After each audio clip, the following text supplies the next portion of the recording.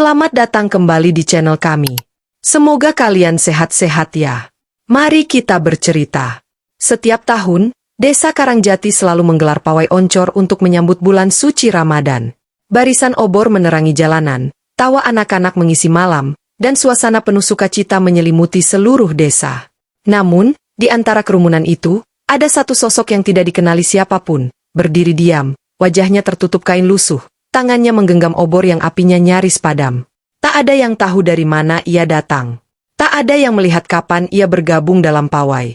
Dan ketika seseorang mencoba mendekatinya, sosok itu menghilang begitu saja, terserap ke dalam kegelapan.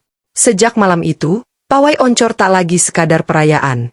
Ia menjadi pemanggil bagi sesuatu yang seharusnya tetap terkubur dalam kelam. Sebelum kita mulai ceritanya, kami ingin tahu apa yang kamu pikirkan tentang cerita ini? Dan apa yang terjadi di akhir cerita? Kamu penasaran? Jangan nonton sendiri malam-malam dan keraskan volumenya. Dan tulis komentarmu walaupun sekedar menulis asal kotamu di kolom komentar. Malam itu, suasana di Desa Karangjati begitu meriah. Warga dari berbagai penjuru desa berkumpul di balai desa untuk mengikuti pawai oncor, tradisi turun-temurun menyambut bulan suci Ramadan. Anak-anak berlarian dengan wajah penuh sukacita, para pemuda sibuk menyalakan obor dari bambu, dan kaum ibu menyiapkan makanan ringan untuk disantap setelah pawai selesai. Dari kejauhan, suara beduk bertalu-talu, menandakan pawai akan segera dimulai. Cahaya kuning dari obor yang menyala menciptakan bayangan-bayangan bergerak di tembok rumah-rumah sepanjang jalan desa. Malam yang hangat dan penuh semangat kebersamaan seharusnya menjadi momen yang membahagiakan. Namun, di tengah keriuhan itu, sesuatu yang ganjil mulai dirasakan oleh beberapa warga. Di antara barisan peserta pawai, ada seorang pria berbaju hitam dengan wajah tertutup kain lusuh. Ia berdiri tanpa bergerak di tepi jalan, memegang obor yang apinya nyaris padam. Tak ada yang mengenalnya, dan tak ada yang tahu dari mana ia datang. Beberapa anak kecil yang melihatnya langsung berlari ke arah orang tua mereka, mengadu bahwa pria itu terlihat menyeramkan. Pak Warto, kepala dusun, mencoba mendekati pria itu. Namun, saat ia melangkah lebih dekat, sosok tersebut menghilang begitu saja dalam gelap, seolah terserap oleh bayangan malam. Pak Warto mengernyit, merasa ada yang tidak beres. Di tengah perjalanan pawai, suasana semakin aneh. Beberapa warga mengaku melihat sosok hitam itu lagi, kali ini berada di belakang barisan anak-anak yang membawa oncor. Matanya tampak merah menyala di antara kobaran api. Salah satu pemuda, Heru, memberanikan diri mendekat, tetapi saat ia hendak menyentuh bahu sosok itu, tubuhnya langsung kaku. Ia jatuh terduduk dengan wajah pucat pasi, tangannya gemetar hebat. Orang-orang mulai panik. Pawai yang tadinya penuh keceriaan berubah menjadi mencekam. Beberapa warga tua mulai membaca doa-doa, berharap bisa mengusir kehadiran makhluk yang tak diundang itu. Namun, semakin mereka membaca doa, semakin kencang suara angin berdesir di sekitar mereka. Api oncor yang sebelumnya stabil mulai bergoyang tak wajar, seolah ada sesuatu yang berusaha memadamkannya.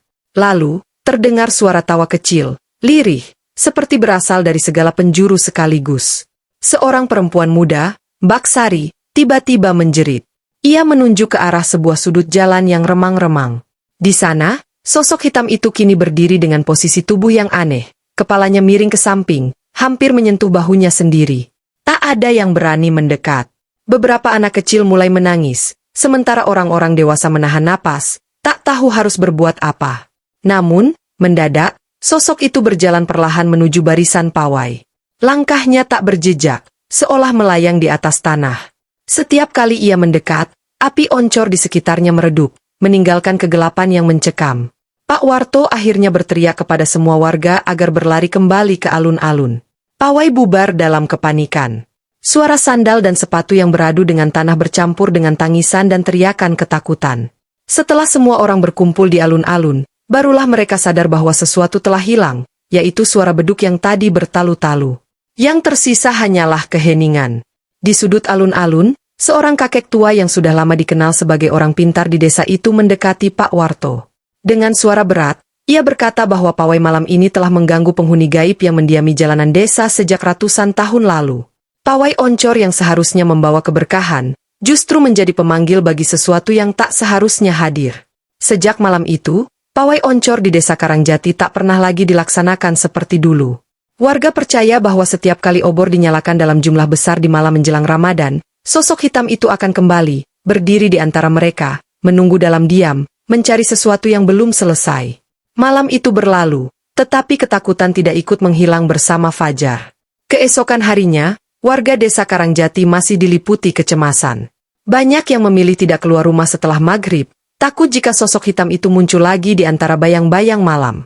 Pak Warto, sebagai kepala dusun, merasa bertanggung jawab atas kejadian semalam. Ia memutuskan untuk menemui Mbah Kasan, orang pintar yang sudah lama tinggal di desa.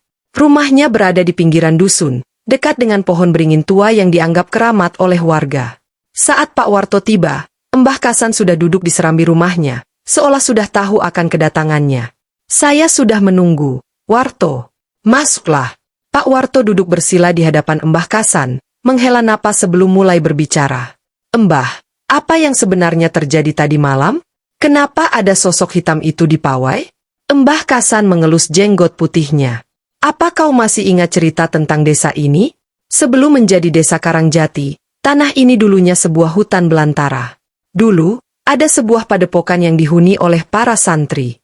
Mereka menyalakan oncor setiap malam untuk menerangi jalan menuju sungai. Namun, suatu malam, terjadi peristiwa mengerikan." Pak Warto menelan ludah, menunggu kelanjutan cerita. Seorang santri yang memiliki ilmu tinggi, tetapi hatinya penuh rasa iri, mencoba menguasai padepokan. Ia ingin mengusir gurunya dan menggantikan posisinya. Namun, niatnya ketahuan. Ia diusir, lalu menghilang di tengah hutan. Beberapa bulan kemudian, santri-santri di padepokan itu mulai mengalami kejadian aneh. Ada yang tersesat di dalam hutan tanpa bisa menemukan jalan keluar, ada yang mendengar suara tawa di malam hari, bahkan ada yang ditemukan tewas dengan tubuh membiru. Pak Warto merinding mendengar cerita itu. "Lalu apa hubungannya dengan pawai oncor tadi malam, Mbah?" Mbah Kasan menarik napas panjang sebelum menjawab. "Santri itu tidak pernah benar-benar mati. Ia menjadi sesuatu yang lain. Dan setiap kali ada cahaya oncor dinyalakan dalam jumlah besar, arwahnya merasa dipanggil kembali.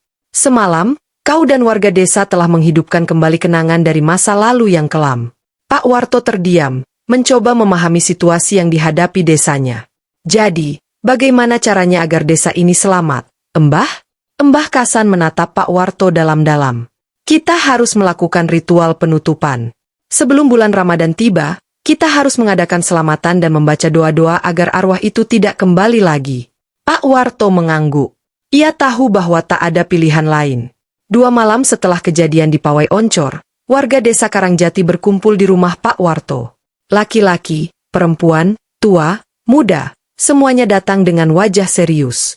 Di tengah ruangan, Mbah Kasan sudah duduk bersila, memegang sesajen yang terdiri dari bunga 7 rupa, dupa, dan kendi berisi air. "Kami harus melakukan ini di tempat kejadian," kata Mbah Kasan.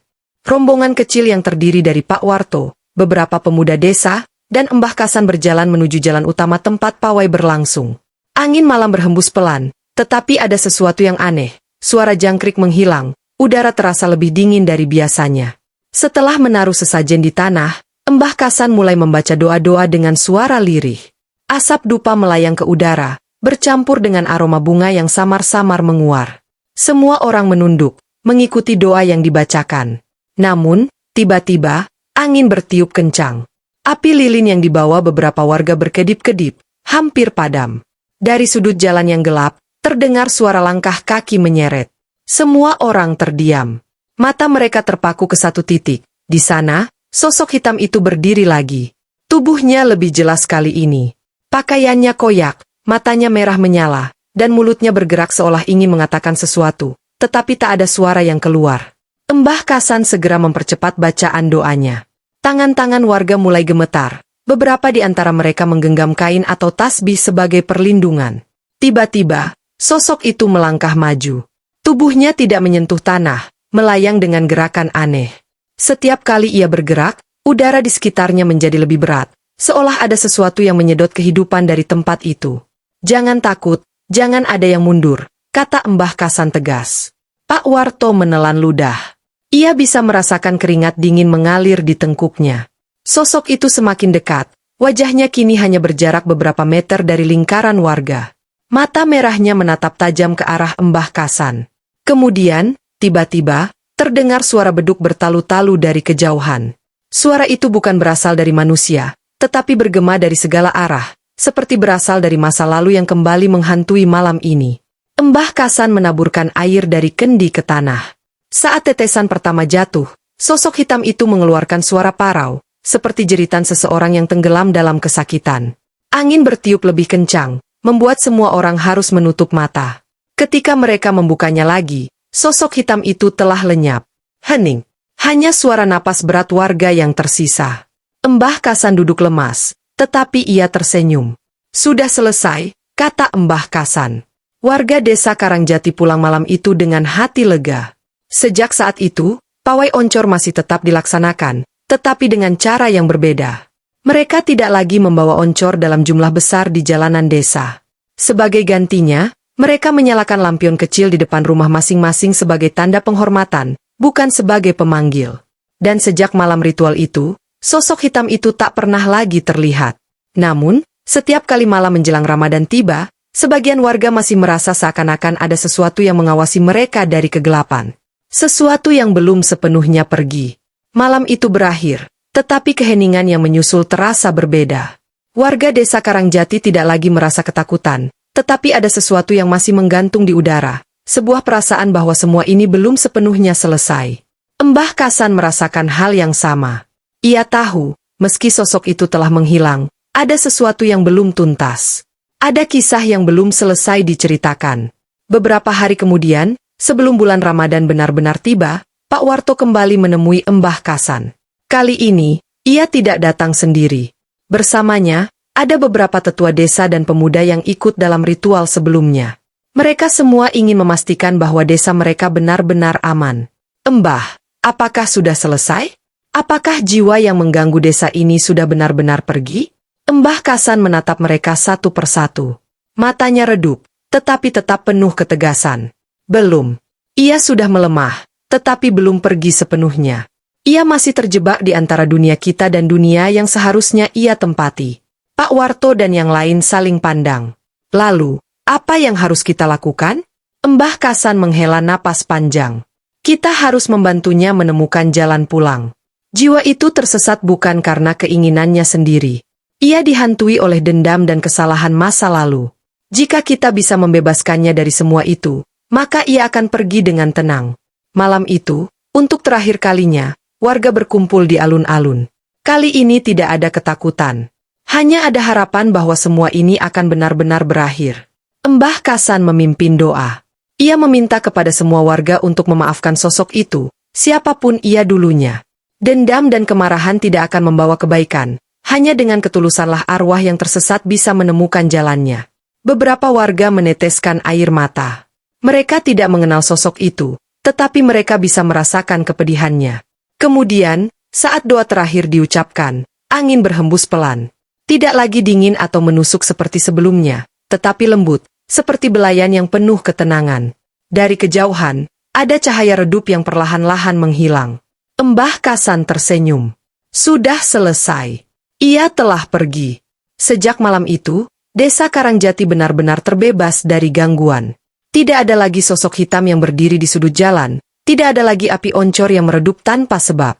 Pawai oncor tetap dilaksanakan, tetapi dengan penuh kesadaran bahwa cahaya yang mereka bawa bukan hanya untuk menerangi jalan, tetapi juga untuk menyebarkan ketenangan dan kedamaian.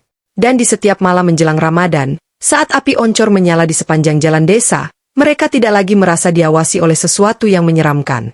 Sebaliknya, mereka merasa ada yang tersenyum di antara bayang-bayang, mengucapkan terima kasih karena telah membantunya menemukan jalan pulang.